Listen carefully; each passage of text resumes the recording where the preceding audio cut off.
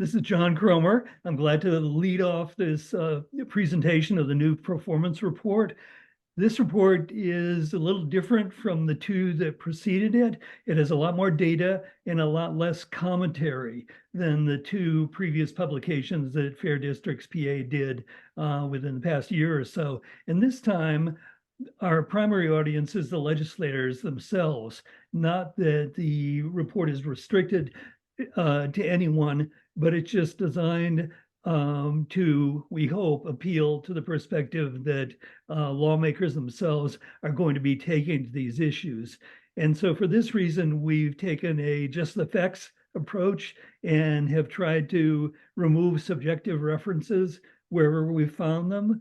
And we've also thrown in questions to think about. We don't have any answers. There are a lot of questions we don't have answers to, but we think they might be useful conversation starters for dialogue with legislators. And in the next slide, just to remind you, the two reports that Fair Districts published during the previous 12 months provided a lot of statistics that demonstrated how little ability rank and file legislators have in the process of determining what bills come up for a vote.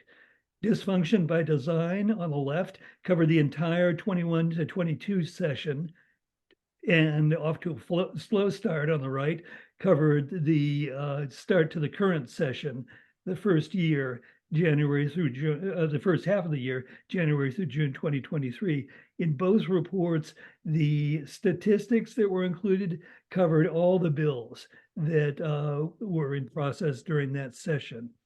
And these first two reports also provided anecdotal evidence demonstrating that many bipartisan bills never get voted on. This one is different. Our mantra since the efforts to fix Harrisburg began has been that bipartisan bills should be guaranteed a vote in committee, on the floor, and in both chambers. So we want to analyze what actually happens to bills that have support in one or both chambers from members of both parties. We've also become aware that bipartisan support in favor of certain legislation that's broadly favored by the general public is not necessarily going to gain bipartisan support in the General Assembly. So we decided to narrow our focus and analyze what actually happened to bills that do have bipartisan support. But it's not that simple defining bipartisan. What number should we associate with bipartisan? So we needed a definition to start off with, and we made one up. It's not the perfect definition. It's only the definition that we used for the purposes of this report, not for anything else.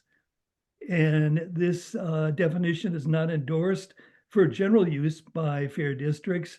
It's not the only way that bipartisan may be defined or characterized. And many bills with strong bipartisan public support don't meet the criteria associated with this definition. However, despite these limitations, the definition used in our report provides standards that allow an objective look at data on committee activity and related decision-making. That's all that we wanted to do. And what we've come up with is more detailed than any other readily accessible information that's been published to date, either by us or by anybody else. So how does this report define bipartisan? So it's really like a benchmark. And as John said, it's not a perfect definition. It misses a lot of bipartisan legislation, and it misses a lot of issues that have bipartisan public support. But what we decided was we had to pick something, and we're using 25%. We're using 25% for sponsorship. That means when bills are introduced, they have all their sponsors, however many there are, a quarter of them come from the smaller party, whatever bill's being proposed. I'll remind you that many bills only have sponsors, and we'll talk about sponsorship. We also we essentially defined bipartisan or benchmarked it at 3 different points of time. First, sponsorship. Second, committee votes. So the next thing that happens is if a bill gets a vote in committee, we now suddenly have public record. And if 25% of the votes from each of the committee party members, so 25% of the Democrats and 25% of the Republicans on that committee vote for the bill, we're calling that a bipartisan committee vote. Once the bill comes out of committee, it's referred to the floor. And our third place where we benchmark is in the chamber floor vote. Again, we're using 25%. So for a bill to pass from our perspective for this report, with those caveats, for a floor vote, we're saying 25% of the Democrats in that chamber and 25% of the Republicans in that chamber voted for the bill. So again, not a perfect definition. We're not endorsing it, but it allows us to count or to label something, to benchmark it as bipartisan at 3 different points in time, and allows us to ask the question, what happened next to a bill that we're labeling or we're calling bipartisan? Next slide. So let's take a closer look at sponsorship. So I want to remind you a couple things. Our legislature introduces a lot of bills, well over 2,000 in a year. Most of those bills, and by most, I mean 70%, will never come out of committee. So the only thing we have to look at as to whether they're bipartisan or not is the sponsors. And it's a very imperfect definition, the most imperfect from our imperfect definitions, because just because you sponsor a bill doesn't mean you're committed to vote for it. And just because you don't sponsor a bill doesn't mean you're not really supporting it. So with that caveat, we're going to look a little bit now at what happened to bills that at introduction meet our benchmark of bipartisanship. So the first thing we see is that in the Senate, of all the bills they introduce, about a quarter have bipartisan sponsorship at introduction. And in the House, it's about 11%. So that's what you see going in. I want to remind you, 70% of all of these bills are never going to get a vote in committee. This is all we have. Next slide. But that raises a number of different interesting questions. The first question is, how come so many bills are introduced? And then the second question is going to be, what happens? When you're introducing a bill, do people try to cross the aisle and gather support from outside their own party? Why or why not? And the third question is, how come it seems, and is it even true, but it looks like there might be some difference in how they introduce bills in terms of bipartisanship between the Senate and the House. Once a bill is introduced with those sponsors, it is referred to committee. And we are calling this the committee bottleneck because I'm reminding you again, only 25 to 30% of bills will ever get through that bottleneck and have a vote. So, but it is one of the questions we can ask now is what happens to these bills that have bipartisan sponsorships in committee? And in the Senate, it turns out that over half of bipartisan bills have not yet, in the calendar year of 2023, received a committee vote. In this House, it's more, it's over 3/4 have not yet received a committee vote. One of the more interesting questions is, what else are the committees voting on? So remember, they've got quite a few bills there. Independent of sponsorship, it turns out that when we just look at committee votes, all the votes they took, 70% of those votes of bills that are going to be referred to the floor are bipartisan. And our bipartisan definition is quite strict. So this is really bipartisan votes. It's not just one person from the other party once voting. So that's one of the more interesting numbers that we came up with. Committee votes tend to be bipartisan. And all of this raises a couple other questions. First of all, when you're thinking about it, how come all these bills that were bipartisan in votes didn't end up with quite as many bipartisan sponsors? But the most interesting question to me is the next one. How are they deciding in committee, and who decides it, of what's getting a vote? So clearly a lot of what's getting a vote's bipartisan, but most things are never touched. So who decides and how do the choices get made of bills that get a vote in committee? Next slide. Now, so what happens after a bill is voted out of committee is it goes to the floor. And I'll remind all of you what has to happen next. For that bill, our state constitution requires be considered on 3 different days. Those are called considerations. And on those days, they can also debate the bills. They can amend, that means change the bill, right? There's discussion And then there comes a final vote in the chamber. None of that can happen unless they are in session. So if they're not in session, no bill can move through the chambers. In addition, committee meetings where they decide and take committee votes, they don't have to be on session days, but it turns out they almost always are. It's quite infrequent for legislators to meet in committee, for committees to have meetings, unless they're occurring on session days. That means session days reflect both the days mostly when committee meetings happen, and always the days when bills are going to move through your legislature. So nothing happens when they're not in session.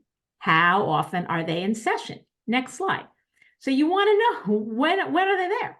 When are they in Harrisburg? The Senate was in Harrisburg 57 days. In the calendar year, I'll just remind you, the year had 365 days in Harrisburg. The House was there for 48 days. On those days, you can see they do work. They act on the different bills, moving bills forward, click next, with different amounts of action in the two houses. And you can also see what they're planning going forward. So we're going to show you here what they're planning for 2024. It turns out that session days are critical, and we report that in our report just to see, when are our legislators actually doing their formal legislation. Next slide. So what happens on the floor itself? It turns out that when we look at all those bills coming from committee with a bipartisan vote, a little under 2/3 of them in the Senate have had a final floor vote this year. That means 1/3 of bills with strong bipartisan committee votes have not yet had a Senate vote. In the House, it's just over 2/3, but nearly 1/3 of bills that had a bipartisan vote from committee in the House have not yet had a final floor vote. Okay, so from there, what's going to happen is the next chamber, and Jodi, those bills that got a floor vote, is going to take over from here. Right.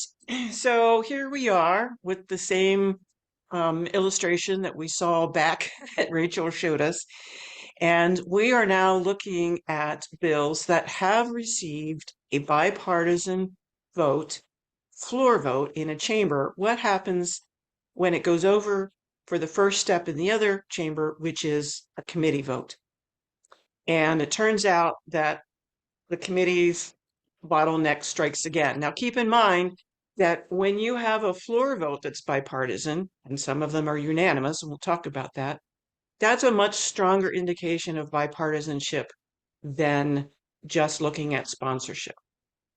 But what we see is that in the Senate, the House has actually passed bills over to the Senate with bipartisan support, and the Senate has not looked at or moved from committee 2/3 of them.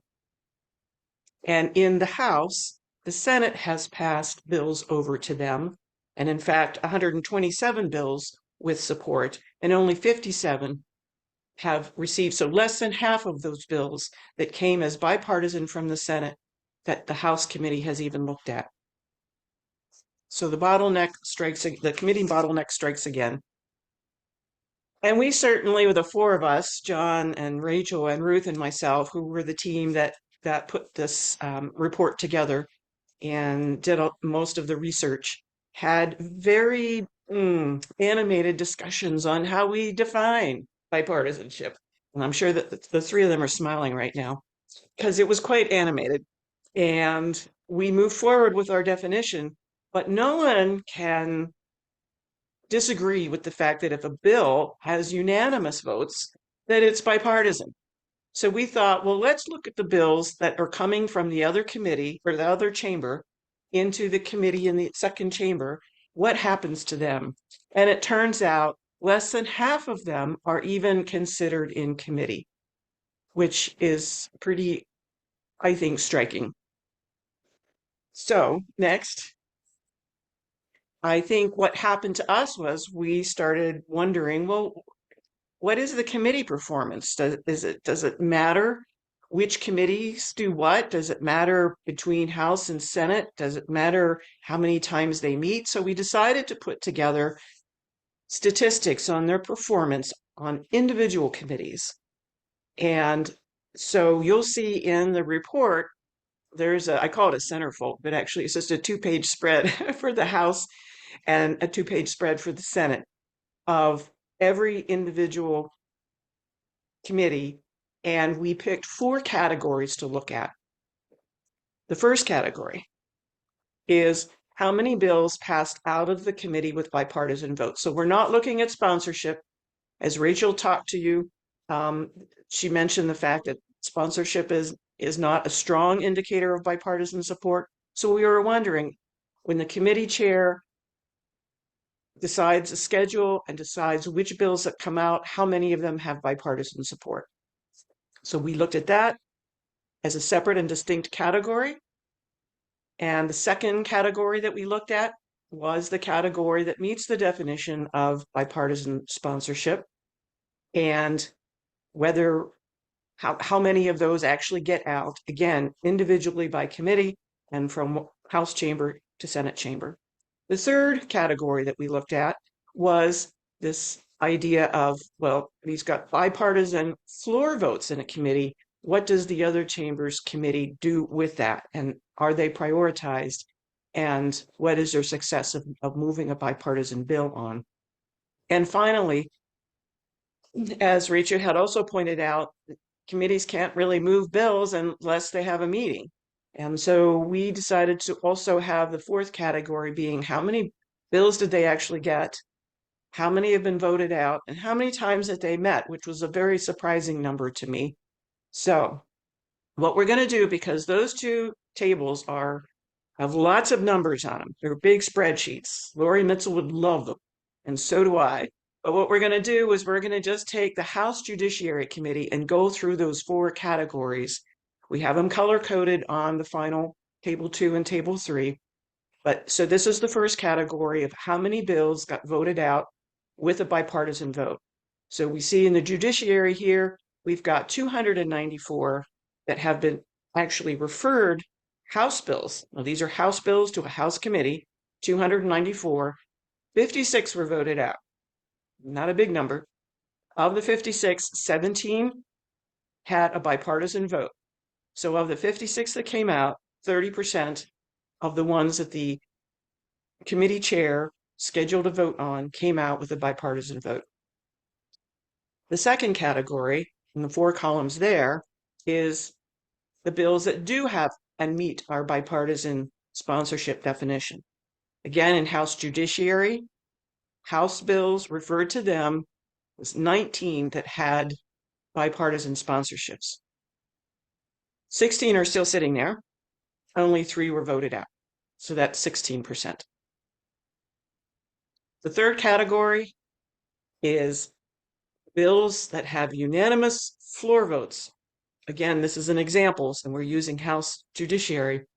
So in this example, it's the Senate bills with the floor votes that are bipartisan that comes over to House Judiciary. What happens to them? And there were 17 that the Senate sent over to them. 7 remain in committee.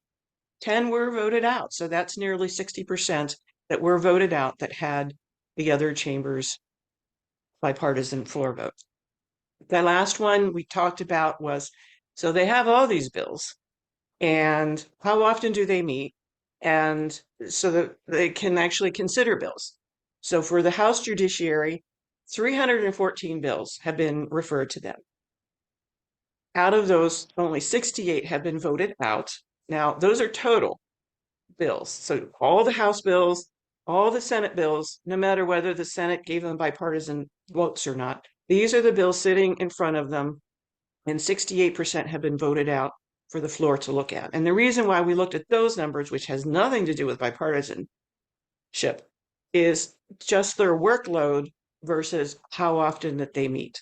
And so the third category is voting meetings on bills. So I want to say that if they had a voting meeting and all they did was vote on House resolutions, I didn't count that. If the Senate committee met and they were just looking at an executive nomination and no actual Senate bills or House bills, I didn't count that. Finally, we did add on how many days that they met to have a hearing or informational meeting, which is very important to help provide background to the committee members so they have informed votes that they can make, and also gives them an opportunity for bipartisan collaboration. So those are the 4 categories. And now we're going to look at table 2 and 3. We're going to look at a portion of it. So what we're showing on this slide is just the top 10 committees of each chamber. And when I mean top 10, we've organized them by that first orange column. How many bills from their chamber have been referred to that committee? So you can see the numbers descending under that first column in the orange under total. So this gives us an opportunity to look at and maybe compare how committees work. I think as local leaders or advocacy, when you're thinking about meeting with a representative, or maybe this might prompt you to meet with your representative or your senator, you can look at this, look at how many bills they've been prime sponsors of in particular, and have they moved, which committees did they go to, and be able to start a discussion on that. So what we see here at the bottom, I will say that we have the totals and the percentages for the 23 bills in the House and the 20 bills in the Senate. We are only looking at general bills, not appropriation bills. How appropriation bills get passed is another whole animal. So appropriations committee is not listed in here. And I also did not put in rules, because the only bills, general bills, that gets referred to rules committee are ones that affect the legislature themselves, their expenses, and the legislative process. We wanted to look at general bills that impact Pennsylvanians. So those committees are not considered in this table. So you can see, and this allows you to compare from chamber to chamber as well, House bills that were voted out by House committees versus Senate bills voted out by Senate committees. Turns out, it looks like they come out with a lot of bipartisan votes. And so these percentages in most cases are higher than what you see in the next category. So that gives us an indication that while we're looking at bipartisan sponsorship, there's bipartisan bills in there there's bills in there that are bipartisan. So while we have these percentages of those that remain in committee in the orange columns, some of those are probably bipartisan too that are not getting selected to be considered in the committees. The green one, we see 22% of House bills that go to House committees with bipartisan sponsorship gets voted out, opposed to the 45% in the Senate. The pink bills are bills coming from the other chamber with bipartisan votes over to the second chamber's committee. And we see they do a little better. The House does a little better with the Senate bills. But again, this is a much stronger indication of bipartisanship when you have the full Senate voting with at least 25% of each of the Republicans and Democrats sitting in that chamber are voting for a bill. And you can see the number of times they have met to actually vote on bills in the calendar year, January through December. We can certainly recognize that the House had a slow start with their special session at the beginning. The Senate did not. There was also complications relative to their focus on budget issues and how long it took them to get a budget passed. And we certainly have another 12, well, we don't have 12 months anymore, and we didn't even have at the beginning. We have the rest of 2024 to look at, and we will, to see how all of these statistics improve. And keep in mind, there are no session days. There is nothing after December 30th. So we lose the whole month of December because of this being the end of the session. So sine die is November 30th. Next slide. So questions to ponder about these committee votes include, so what's the correlation between hearings and votes. Oftentimes it has to do with how complicated a bill is. Some bills obviously don't need a hearing or a meeting, and some committees get more complicated bills than others. How are and why are bipartisan bills being reported out more or less by the different committees? And this goes back to the committee chair. He or she is in charge of the schedule and is in charge of whether it's a voting meeting on bills and which bills are going to be voted on.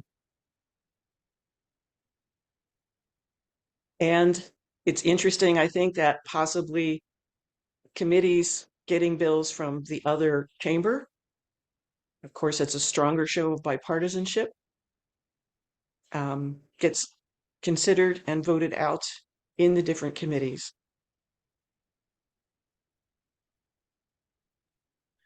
So in this report, we spend a lot of time looking at the data of committees, and Jodi's just done an incredible job. And you can look at the average number of meetings they have, which may or may take a drink, get some gin before you look at those average numbers, please.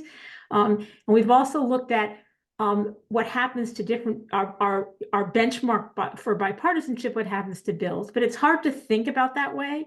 And one of the other things we tracked in Dysfunction by Design and Off to a Slow Start were 10 topics near and dear to many of us that reflects in this session 14 bills, but more bills on things that have broad bipartisan support, we think, in the public and often in the legislature, and what happened to them. And you can click through that, Ruth. And what I want to remind you of is that in Dysfunction by Design, those 10 topics, those bills, fundamentally, nothing happened in the 2-year session. And what happens in Pennsylvania is then they all get reintroduced. So this session, there were 14 bills on those same 10 topics that were reintroduced. And in Off to a Slow Start, we gave you a chart of what had happened to them between January and June. And so we updated it again. And you can see that only 5 of them have had more movement of the 14 since June. And click through the rest of it, Ruth. And you can see that overall of the 14 bills, one's had an actual vote on the floor of one chamber. Half have gotten a committee vote. 4 of them are still stuck there. And overall, there's less movement than you might have expected or wished on bills that are all being reintroduced. None of this is new, guys. This is all from last session that didn't happen. Next slide. But it's hard to think about that way. So I want to help you think about it with 2 stories. The first story is the gift ban bill. The gift ban bill, many of you are familiar with. Our legislators don't have many limits on the gifts that they can receive from all of us and everybody else in this 13 million person state. And for the last 10 years or more, there have been gift ban bills. Last session, Seth Grove's House State Government Committee unanimously voted out the gift ban bill to refer to the floor, but the House floor never took a vote on it. This session, the bill's reintroduced again. It's quite bipartisan in sponsorship, and it's sitting now in Carol Hill Evans's, now a Democratic chair, last session it was a Republican chair, committee, and hasn't yet gotten a vote. You all can think about that. The second bill that we're going to talk about, which is really near and dear to my heart, gives you a broad understanding of what happens sometimes in Pennsylvania to bipartisan efforts. The nurse practitioner bill, which has this long title, allows nurse practitioners in the state of Pennsylvania to independently prescribe to you Advil or Paxlovid, should you need it. And is very important for areas that have fewer numbers of doctors and you might imagine had been quite important during what would be a pandemic. It was introduced in 2013, in 2015, 2017, and 2019. It passed the Senate with an 80% approval. That's 40 senators, 39, 40, 41. Over 6 years, 3 floor votes, 3 times it's sent to the House with a bipartisan support. The House committee never voted on it. Last session in 2021, the same bill, we're talking the same bill, went to a House Senate committee, was voted out with a bipartisan vote, 12-2. All the Republicans on that Senate, all the Democrats on that committee supported the bill. Most of the Republicans, the 2 negative votes were Republican. In that session, last session, the Senate chose not to give it a choice. This session, The bill is again being introduced to the Senate. We are now on year 10 of this being introduced, 3 floor votes, 1 committee vote, still hasn't been done, totally bipartisan, and it's sitting in committee. And I think Ruth, to keep me honest, just noticed, I think a day or so ago, the House just introduced a bipartisan version of it, but it's sitting. Next slide. So this raises a lot of questions. You know, what would it take to get a gift ban bill, a nurse practitioner bill voted on in committee, or more importantly, from my perspective, passed? What would it take to get a gift ban bill passed? And you all know what some of the political ramifications might be on that. And also, what does it mean that solutions that sometimes appear bipartisan might not seem as bipartisan or move? Some things become partisan, some things appear to become bipartisan, they go back and forth. How do we understand that and their appeal politically? And finally, perhaps the most interesting one is, how come committees won't vote on things that they've already unanimously passed? So the motorcycle lemon law is an example of this, but the House passes a bill unanimously, sends it to the Senate. The Senate's got its own version, passes it unanimously, sends it to the House. They're now sitting in the same committees that sent the other one out, and they don't vote on it. This is exactly what happened last session. It's happening again. So it's what we've hoped to raise in this report really is to think through a little bit on how does our legislature work? What would inspire not only cross-aisle collaboration between the parties, what would also inspire collaboration between the chambers, the House and Senate? And where does that, how do we help the citizens of Pennsylvania? And turning it over to John. John, you're muted.